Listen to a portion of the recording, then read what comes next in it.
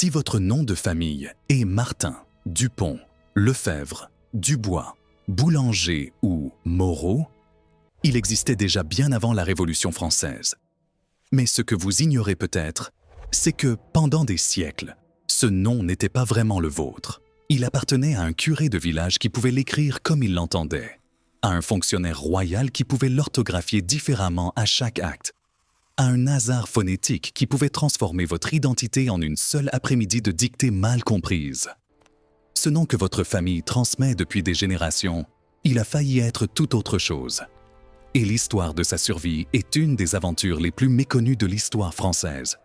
Martin Dupont, Lefebvre Dubois, Boulanger Charpentier, Fournier, Moreau, Bertrand Roux, Thomas, Richard Bonnet, Lambert Girard.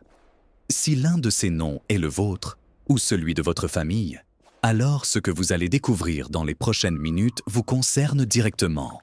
Parce que l'histoire de chacun de ces patronymes commence bien avant 1789. Et la manière dont ils ont survécu jusqu'à vous est une histoire de hasard, de volonté royale et d'encre séchée sur du parchemin dans des sacristies oubliées.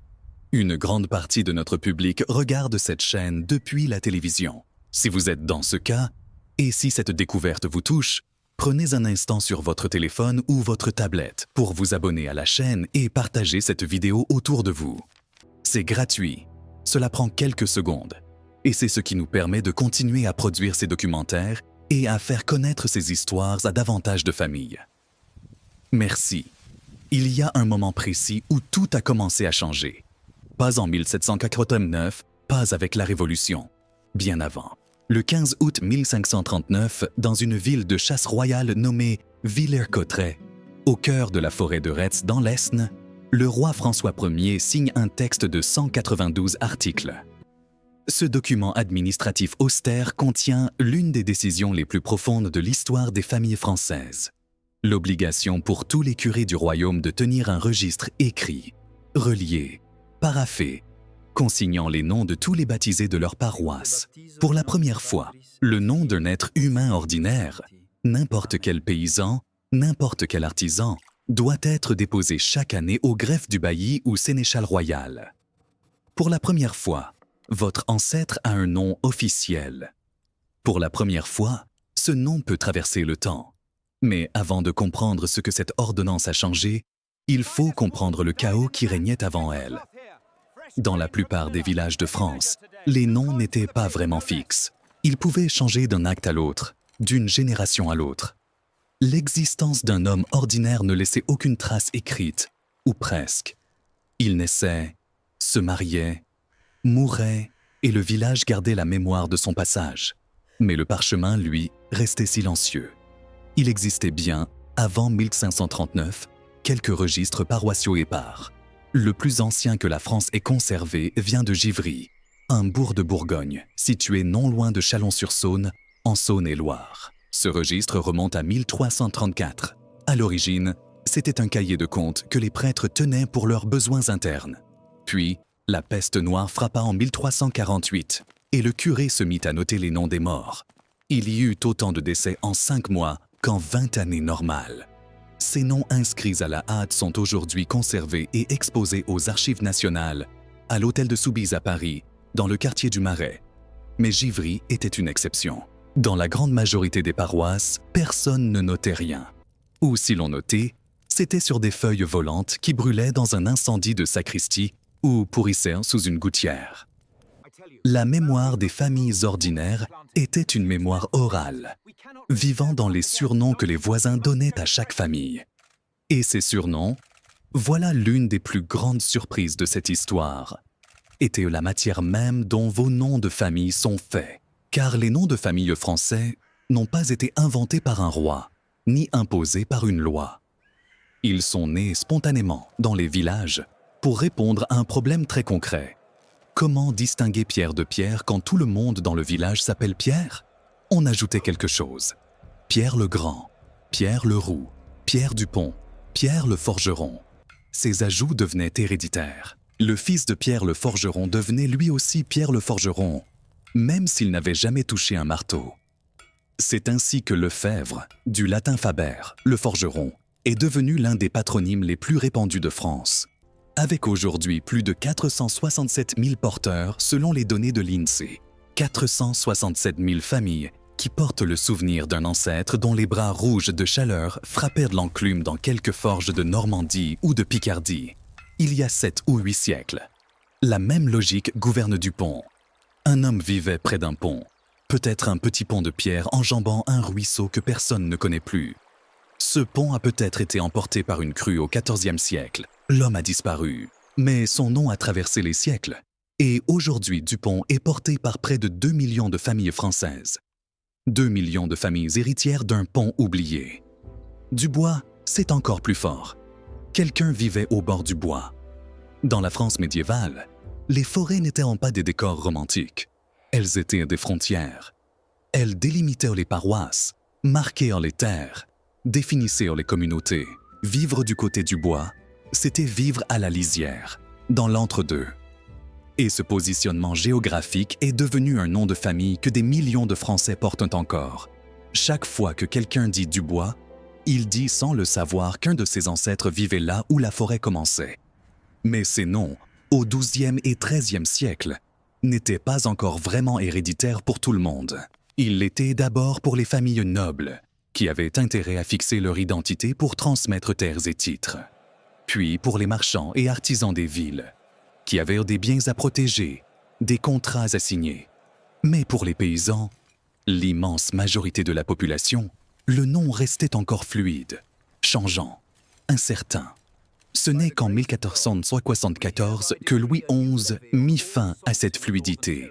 Par un édit royal, il interdit à quiconque de changer de nom sans une autorisation expresse du roi. Cette décision signifiait que le nom n'était plus seulement un usage commode. Il devenait une propriété juridique que la famille ne pouvait plus abandonner à sa guise. Et derrière cet édit se cachait une préoccupation très pratique. Éviter les usurpations de titres de noblesse, empêcher des familles obscures de se glisser sous des noms illustres pour s'approprier terres et privilèges. Le nom devenait un instrument de contrôle social autant qu'une marque identitaire. Mais figer les noms par la loi ne suffisait pas à figer leur orthographe. Et c'est ici que commence l'une des aventures les plus étranges et les moins connues de l'histoire des patronymes français. Parce que même après l'ordonnance de Villers-Cotterêts de 1139, même après que les curés eurent commencé à noter les noms dans leurs registres, une réalité fondamentale rendait toute uniformité impossible. La très grande majorité des Français ne savaient pas lire, et ceux qui venaient déclarer un baptême à l'église ne pouvaient pas épeler leur propre nom. Ils le prononçaient, et le curé écrivait ce qu'il entendait. Imaginez la scène. Un paysan de la campagne normande entre dans la sacristie pour déclarer la naissance de son fils. Le curé trempe sa plume dans l'encre. Le paysan répond avec son accent, ses consonnes roulées selon les usages du terroir. Le curé, lui, a son propre accent, sa propre façon de transcrire les sons, et peut-être une mauvaise audition après des années dans une église froide. Le résultat est imprévisible. Le même nom pouvait être écrit Morel, Morat, Morel, Moreau, Moreau, selon la paroisse, selon l'année, selon le curé qui officiait. Un dicton de l'époque résumait la situation. Les noms n'ont pas d'orthographe. Ce n'était pas une plaisanterie. Le nom que vous portez aujourd'hui porte peut-être la faute d'un curé de campagne qui avait le nez bouché un matin de janvier il y a 400 ans. Cette variabilité orthographique est une mine d'or pour les généalogistes et une source de désespoir en même temps. Car en cherchant ses ancêtres dans les registres paroissiaux, il faut savoir que le même nom peut y apparaître sous des dizaines de formes différentes. Les archives départementales de France conservent ces registres, et pour les déchiffrer dans leur écriture d'époque, il faut maîtriser la paléographie, l'art de lire les écritures anciennes. Des formations sont proposées dans de nombreux services d'archives. Et chaque fois que quelqu'un parvient à lire un acte de baptême du XVIe siècle, il touche quelque chose de presque physique. Le contact direct avec la vie de ses ancêtres. Prenons le cas de Boulanger. Ce nom semble évident. Il désigne quelqu'un qui faisait du pain. Mais dans la France médiévale, le boulanger n'était pas simplement un artisan parmi d'autres. Il était une figure économique centrale, strictement réglementée par les autorités communales et royales. Le poids du pain, sa qualité, son prix, tout était contrôlé. Un boulanger qui triait sur la quantité risquait des sanctions sévères. Les horaires étaient épuisants. Il fallait se lever bien avant l'aube. Et pourtant, il était indispensable. Personne ne pouvait se passer de lui. La même logique vaut pour charpentier. Pour fournier, celui qui gardait le four banal, cet équipement collectif du village. Pour mercier, tisserand, pelletier, boucher, barbier. 18% des noms de famille français sont issus de métiers médiévaux. Chacun de ces noms est le fossile d'un savoir-faire disparu. Une capsule temporelle portée encore vivante par des millions de familles. Et ces noms de métiers révèlent quelque chose que les livres d'histoire soulignent rarement. La richesse des savoir-faire artisanaux dans la France d'avant la Révolution. Une France où chaque village avait son forgeron, son meunier, son boucher, et où ces spécialistes étaient si indispensables qu'on les nommait simplement par leur fonction. Dans la Beauce, pays du blé et des moulins, meunier est particulièrement fréquent. En Bourgogne, vignerons témoignent du lien viscéral avec la vigne. En Flandre, tisserands et drapiers peuplent les registres paroissiaux comme nulle part ailleurs. Mais il y a une catégorie encore plus mystérieuse. Les noms qui décrivent l'apparence physique de vos ancêtres. Roux désigne quelqu'un aux cheveux rouges. Dans un temps sans photo, la couleur des cheveux était un repère immédiat. Petit décrit quelqu'un de menu ou de jeune, le cadet par opposition à l'aîné. Le blanc, un teint clair. Le noir, un teint sombre. Le grand, l'homme dont la stature dominait le village. Ces noms sont des photographies sans images. Ils capturent en une syllabe la silhouette d'un être humain disparu il y a 7 ou 8 siècles, dont nous pouvons deviner la présence physique simplement en prononçant son nom. 30% des noms de famille français sont des noms géographiques. Beaumont, le Beaumont, désigne quelqu'un qui vivait sur une hauteur. Ce nom existe dans des dizaines de variantes, parce que des dizaines de villages s'appelaient Beaumont à travers la France. Chaque famille qui migrait depuis son Beaumont natal importait avec elle ce nom comme une adresse du passé, un souvenir gravé dans le patronyme de l'endroit où tout avait commencé. Duval, de la vallée, est une des appellations les plus poétiques. Quelqu'un vivait dans une vallée. Laquelle? Impossible à dire. Il y avait des milliers de vallées en France médiévale, toutes sans nom pour ceux qui y vivaient depuis toujours. Et ce lieu si intime, si banal, est devenu leur identité permanente.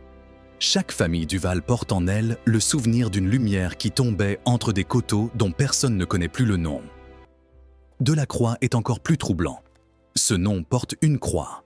Une de ces croix de carrefour que l'on plantait aux intersections des chemins dans la France catholique médiévale. Cette croix était le repère, l'adresse, l'identité géographique d'une famille dans un monde sans numéro de rue. Et c'est ce nom que porte le grand peintre Eugène Delacroix, le génie d'un homme portant la trace d'une croix de bois plantée dans un champ il y a peut-être 7 siècles.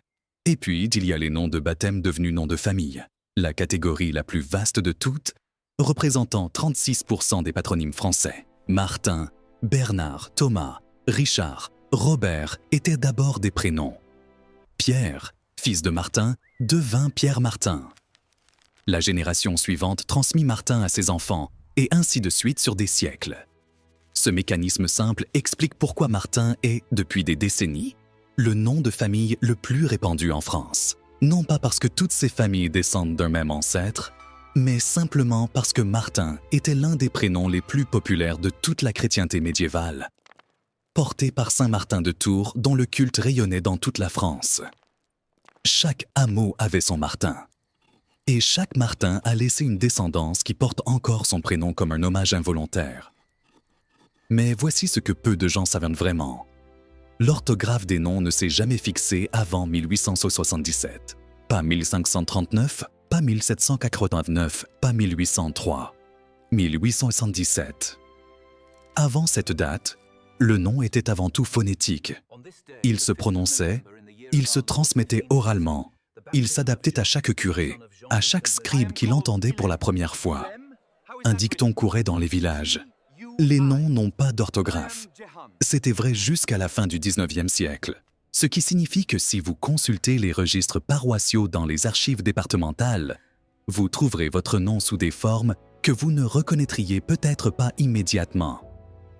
Un Dupont avec un D, un Moreau écrit Moriot ou Moreau, un Charpentier transcrit Charpentier dans un accent du Midi. Ces variations ne sont pas des erreurs dans le sens moderne du terme. Elles sont la preuve vivante que la langue était alors profondément orale, profondément locale, pas encore standardisée, pas encore contrôlée. L'ordonnance de Blois de 1579, signée par Henri III, ordonna aux curés de tenir également des registres de mariage. Et le Code Louis, l'ordonnance de Saint-Germain d'avril 1667, unifia la tenue des registres dans tout le royaume, imposant 2 exemplaires, l'un dans la sacristie, l'autre au greffe du bailliage. Cette double conservation était un coup de génie administratif, car les incendies, les guerres et l'humidité avaient détruit des quantités incalculables de registres au cours des siècles précédents. Ces registres sont aujourd'hui des trésors. La plupart des archives départementales de France les ont numérisés, consultables gratuitement en ligne. Dans certains départements, vous pouvez remonter vos ancêtres jusqu'au milieu du XVIe siècle. Dans d'autres régions où les guerres de religion ont fait des ravages, les registres ont été brûlés ou perdus. La Normandie, dévastée par les affrontements entre catholiques et protestants, a perdu des pans entiers de sa mémoire paroissiale. Certains villages normands n'ont aucun registre conservé avant 1670. Ce vide documentaire est une blessure dans la généalogie de milliers de familles. Ces registres n'étaient pas de la bureaucratie abstraite. Ils étaient la colonne vertébrale de l'existence légale de vos ancêtres. On prouvait grâce à eux son âge pour hériter, son état civil pour se marier, son absence de parenté trop proche avec un futur conjoint, le droit canon interdisant les unions entre parents jusqu'au 4e degré. Et pourtant, même avec ces registres, le nom restait vulnérable au temps lui-même. Les noms évoluent. Ils s'érodent comme des pierres dans un ruisseau. Une consonne difficile à prononcer disparaît. Une voyelle se modifie au contact d'un dialecte local. Des familles boursiers sont devenus boursiers. Des pichots sont devenus picots. Ce n'est pas une altération, c'est une adaptation. Le nom se plie à la langue vivante qui l'entoure. Mais voici le paradoxe central de toute cette histoire. Pendant des siècles, le nom de famille était à la fois essentiel et fragile. Essentiel parce qu'il était la seule marque d'identité d'une famille ordinaire. Fragile parce qu'il dépendait entièrement de la plume d'un curé, de l'oreille d'un scribe. Et c'est la Révolution française qui allait mettre fin à cette fragilité, mais d'une façon que personne n'avait vraiment prévue. En août 1792, l'état civil passe de l'Église à la commune. Les baptêmes deviennent des naissances civiles. Et le nom de famille entre pour la première fois dans le domaine de l'État laïque plutôt que de l'Église. Le 23 août 1794, le 6 fructidor de l'an 2 dans le calendrier révolutionnaire, la Convention thermidorienne promulgue un décret d'une clarté remarquable. Aucun citoyen ne pourra porter de nom ni de prénom autres que ceux exprimés dans son acte de naissance. Un seul article, une seule phrase. Et avec cette phrase, 3 siècles de fluidité des noms prennent fin. Cette loi crée ce que les juristes appellent le principe d'immutabilité du nom de famille. Pour la première fois, le nom est vraiment figé, définitivement. Mais avant d'en arriver là, la Révolution avait semé une forme de chaos dans les identités. La noblesse avait été abolie en juin 1790. Certaines familles nobles avaient modifié leur nom pour éviter toute association compromettante avec l'Ancien Régime. La Révolution encourageait aussi une explosion de prénoms patriotiques empruntés à l'Antiquité. Brutus, Gracchus, Républicain, des noms qui n'avaient jamais existé en France et entrèrent brusquement dans les registres. Dans ce tourbillon d'identités changeantes, le décret du 6 fructidor en 2 sonnait comme une ancre. Arrêtez. Voici votre nom. C'est celui que vous portez. C'est celui que vous garderez. Ce que ce décret ne pouvait pas prévoir, c'est que certains noms allaient me poser un problème particulier. En 1808, Napoléon ordonna que les populations juives de France, qui n'avaient pas encore toutes de patronyme fixe, en adoptent un. Dans l'été et l'automne 1808, des familles entières se présentèrent devant les maires. Les familles portant le nom Lévy étaient si nombreuses qu'il était impossible de les différencier. On en imposa à certaines d'autres, Blum, Wolf, Léo. Et selon l'oreille du secrétaire de mairie, le même nom pouvait être orthographié différemment. Weil devenait Veil ou Weil. Même au XIXe siècle, c'est toujours un individu, dans un bureau, qui décide comment s'écrira le nom d'une famille pour les siècles à venir. Il y a une dernière étape, 1877. Le livret de famille est créé. Ce carnet doit être présenté à chaque acte de la vie civile. Et c'est cette obligation qui fige enfin l'orthographe des noms pour de bon. Il aura donc fallu, depuis les surnoms médiévaux spontanés du XIIe siècle, 6 siècles et demi pour qu'un patronyme français soit vraiment fixe, vraiment le vôtre. 6 siècles et demi de lois, de curés, de registres et de révolutions. Et pendant tout ce temps, votre nom a survécu. Dans les archives départementales de toute la France, ces registres anciens sont aujourd'hui accessibles en ligne, gratuitement. À Rennes, les archives d'Ille-et-Vilaine conservent certains des registres les plus anciens de France, dont celui de Rose Landrieux qui remonte à 1451, soit près d'un siècle avant que François Ier ne rende les registres obligatoires. À Toulouse, les orthographes occitanes des registres du Languedoc révèlent une résistance silencieuse à la standardisation parisienne. Si vous connaissez la commune d'où venait votre famille, vous pouvez aujourd'hui remonter le fil de votre patronyme jusqu'aux premières décennies qui suivirent l'ordonnance de 1539. Et si vous trouvez votre nom, écrit différemment, avec une consonne en trop ou une voyelle en moins, sachez que vous regardez quelque chose de très rare. Vous regardez votre nom dans son état originel, avant les lois, avant les révolutions, avant les livrets de famille. Vous regardez le moment précis où votre identité a commencé. Votre nom de famille n'est pas une étiquette, il est un chemin. Il remonte à une plume trempée dans de l'encre, à une voix qui a prononcé un son dans l'air d'une sacristie froide. Et ce son a traversé les siècles pour arriver jusqu'à vous. D'où vient votre nom de famille? Est-ce un métier, un lieu, un prénom transmis de génération en génération? Dites-nous dans les commentaires. Et si vous avez découvert quelque chose de surprenant en cherchant dans les archives, partagez-le.